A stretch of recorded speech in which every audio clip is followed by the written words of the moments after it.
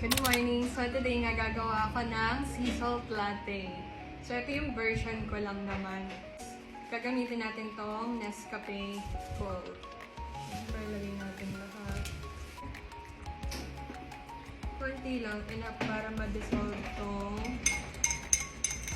itong Nescafe Gold. Sunod na natin yung condense. Tansyahin ko lang.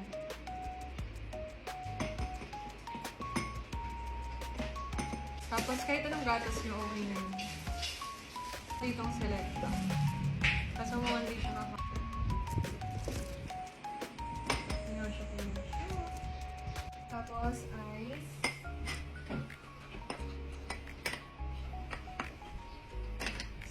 Ito naman yung gawin na ito. Kaya marami.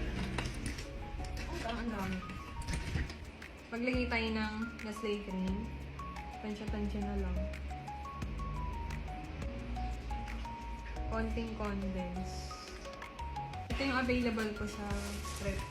Gamit namin sa business. Tapos, konting milk. Yung highlight ng latte na to, salt.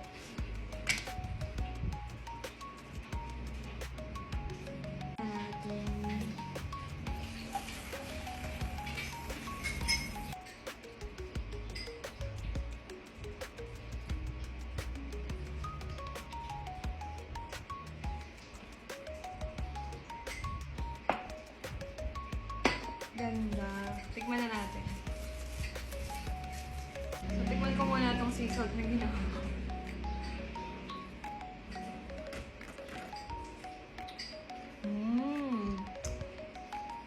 Sarap nga niya.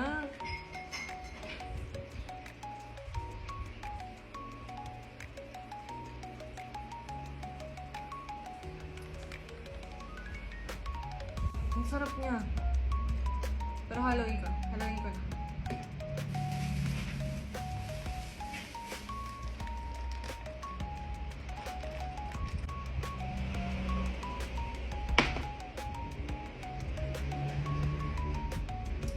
$1 million out of